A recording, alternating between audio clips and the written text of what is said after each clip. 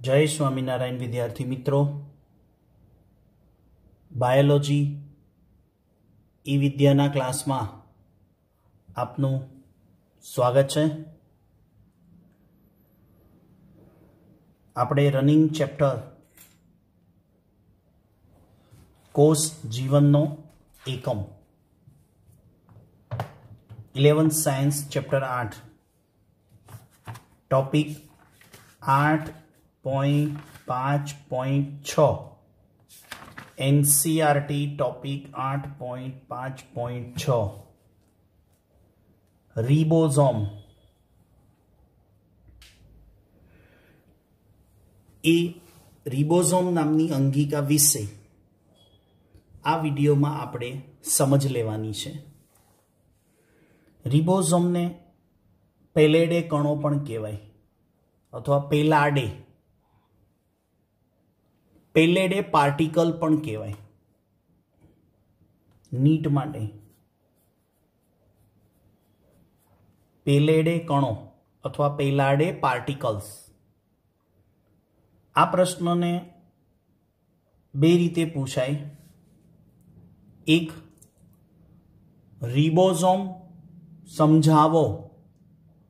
तो जो तमने क्लियर न कर्यु होय मेंशन के प्रोकेरियोटिक के यूकेरियोटिक, तो तमारे रिबोसोम विषे सामान्य माहिती लखी अने सुकोष केंद्री में कया प्रकारना अने आदिकोष केंद्री में कया प्रकारना, एटले के प्रोकेरियोटिक में ने यूकेरियोटिक में कया प्रकारना छे एनी समजूती आपवानी, एटले बंनेनो उल्लेख आवी जाय।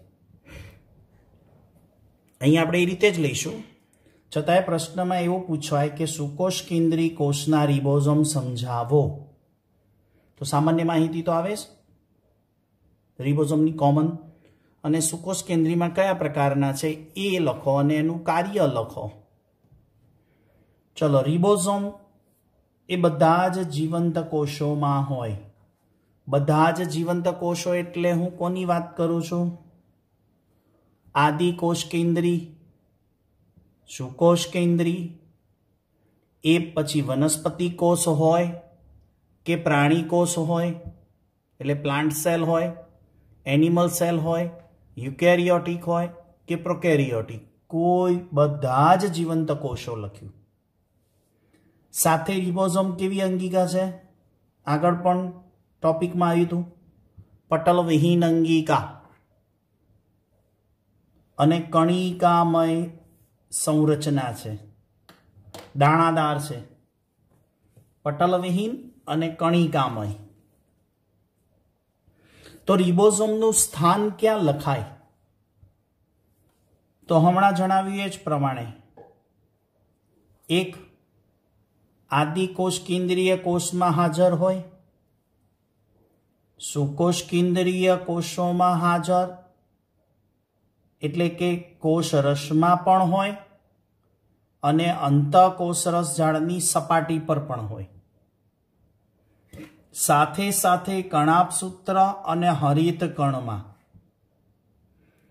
याद राखजो मित्रों, नीट माटे खूब इम्पोर्टंट लाइन्स छे। इम्पोर्टंट लाइन्स एटला माटे कहेवाय के कई अंगिका में रिबोसोम होय तो कणाभसूत्र ने हरित कण आवे, मेट्रिकोन्ड्रिया अने क्लोरोप्लास्ट ज आवे। कई अंगिकानी सपाटी उपर होय, बाह्य आउटर सरफेस, तो एंडोप्लाज्मिक रेक्टिक्युलम। जो डिफरंट पड़ी गयो ने वात में। अने शब्द एवो वापरे के कई अंगिका साथे संकळायेली छे रिबोसोम, तो त्रणेय त्रण आवे, अंतःकोषरस जाळ, कणाभसूत्र ने हरित कण। अंदर के तो कणाभसूत्र ने हरित कण में, सपाटी उपर के तो अंतःकोषरस जाळ। आ एटला माटे बधा पॉइंट्स लख्या के नीट में आने ध्यान में राखीने प्रश्न पूछायेलो छे, एटला माटे। संशोधन कोणे कर्युं? तो 1953 में जॉर्ज पेलेडे 1953 में जॉर्ज पेलेडे माटे आ कणों ने शुं बोलाय પેલેડે કણો બોલાય, એટલે પેલેડે પાર્ટિકલ્સ બોલાય. હવે આગળ વધીએ તો રિબોઝોમ કયા ટાઈપ્સના છે, એના પ્રકાર. એક છે 70S પ્રકારના અને બીજા છે 80S પ્રકારના. એસ એટલે તમારે યાદ રાખવાનું સ્વેડબર્ગ. અહીંયા લખ્યું છે એસ એટલે એનસીઆરટીમાં ચોપડીમાં લાઈનની બાજુમાં લખી નાખવાનું, થિયરીની બાજુમાં લાઈન લખી કાઢવાની. એસ એટલે સ્વેડબર્ગ. અને સ્વેડબર્ગ શું છે? રિબોઝોમનું કદ અને ઘનતાનું માપ આપે છે. સ્વેડબર્ગ શું કરે? વોલ્યુમ અને ડેન્સિટી, રિબોઝોમનું વોલ્યુમ અને ડેન્સિટી બતાવે, એટલે કદ અને ઘનતા દર્શાવે. ચલો, તો રિબોઝોમ કેટલા પ્રકારના મિત્રો? 2. એક 70S પ્રકાર અને બીજા છે 80S પ્રકારના. 70S પ્રકારના રિબોઝોમ ક્યાં હોય? તો એનું સ્થાન છે પ્રોકેરિયોટિક સેલ, હરિતકણમાં અને કણાભસૂત્રમાં. ધ્યાન રાખજો, હમણાં મેં એમ કીધું કે રિબોઝોમ ક્યાં હોય, અને હવે પાછો પ્રશ્ન એવી રીતે પૂછાય કે 70S પ્રકારના ક્યાં હોય. તો જરા ધ્યાનમાં રાખીને પ્રશ્નને સમજીને એટેન્ડ કરવાનો. MCQ. તો અત્યારે 70S પ્રકારના બોલીએ છીએ તો પ્રોકેરિયોટિક સેલમાં અને હરિતકણમાં અને કણાભસૂત્રમાં. આગળ પણ હરિતકણ ને કણાભસૂત્ર થિયરી વિડીયો જોયો તમે, એને સમજ્યા થિયરીને, એની અંદર પણ આપણે મેન્શન કર્યું હતું કણાભસૂત્ર અને હરિતકણમાં રિબોઝોમ, ત્યાં 70S પ્રકારના લખેલું. હવે 70S પ્રકારના રિબોઝોમ છે ને, એની રચના એટલે કે એના 2 પેટા એકમ હોય. 2 પેટા એકમ એટલે એક મોટો એકમ 50S અને નાનો એકમ 70S. એટલે આપણે જરા અહીંયા મેન્શન કરી નાખીએ આકૃતિમાં. મોટો યુનિટ, મોટો એકમ એટલે મોટો યુનિટ, અને સબ યુનિટ એટલે નાનો એકમ.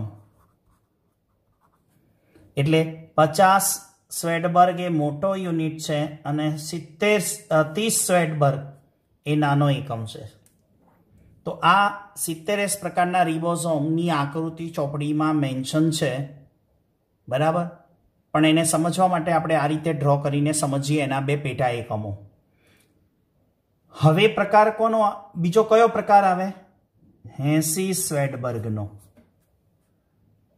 તો 80 સ્વેડબર્ગના રિબોઝોમની હાજરી માત્ર ને માત્ર ક્યાં હોય? યુકેરિયોટિક કોષોમાં, યુકેરિયોટિક સેલમાં. એટલે સુકોષ કેન્દ્રીય કોષોની અંદર 80 સ્વેડબર્ગના રિબોઝોમ હાજર હોય. રચનાની દ્રષ્ટિએ જોઈએ તો એના પણ 2 પેટા એકમ બને છે. એ 2 પેટા એકમનો બનેલો હોય. એક છે 60S અને બીજો છે 40S. 60S છે મોટો યુનિટ છે અને 40S એ કેવો છે? નાનો યુનિટ છે. ઓકે, તો મોટા એકમ 60 અને નાનો એકમ 40. તો આ થયું 80 સ્વેડબર્ગના રિબોઝોમની વાત. હવે રિબોઝોમ કોઈ પણ ટાઈપના હોય, 70S પ્રકારના હોય, 80S પ્રકારના હોય, પ્રોકેરિયોટિક સેલમાં હોય, યુકેરિયોટિક સેલમાં હોય, હરિતકણમાં હોય, કણાભસૂત્રમાં હોય, અંતઃકોષરસ ઝાડની સપાટી ઉપર હોય કે કોષરસમાં દાણાદાર હોય, પણ કોઈ પણ રિબોઝોમ હોય એનું કાર્ય શું? તો કોઈ પણ રિબોઝોમનું કાર્ય પ્રોટીન સંશ્લેષણ કરવાનું. તો આ રિબોઝોમ પ્રોટીન સંશ્લેષણમાં જે કાર્ય કરે છે, પ્રોટીન સંશ્લેષણના નિર્માણમાં એનો રોલ છે. પ્રોટીન સંશ્લેષણ જ્યારે થતું હોય ને त्यारे रिबोसोम अगत्यनो अंगिका छे, जेनी समझ आपणे 12 सायन्स चेप्टर नंबर 6 नी अंदर मेळववानी छे। 6 नी अंदर प्रोटीन संश्लेषणनी थियरी छे, 5 पानानी थियरी छे। प्रोटीन संश्लेषण समझावो 5 पानानी 12 सायन्स में थियरी छे, त्यारे आपणने समझण पड़े कि रिबोसोम केवी रीते त्यां एनुं कार्य करशे।